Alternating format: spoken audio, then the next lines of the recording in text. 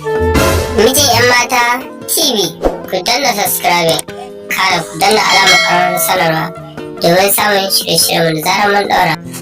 Mun gode. Yau wannan ne yake kira na?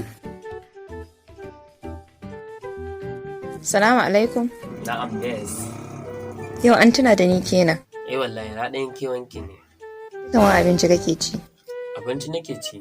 Allah sarki. Me aka samu? Kin ganin nan wallahi da ruwa, da kuli, da magi, da gishiri, da tafarnuwa, da albasa, da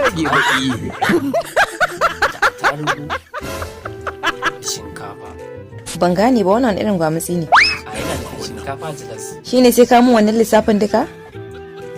Kin wallahi wasa nake miki, irin wasan nan ce ta masoya. To shikenan na gane ai. Yanzu ya ake ciki. Na ce da Allah da zan samu aron 50,000 gudun nan. Hawa. Ai ni daman na san ruwa ba ta tsami banza. Shi yasa yau ka kira ni saboda kana neman 50,000.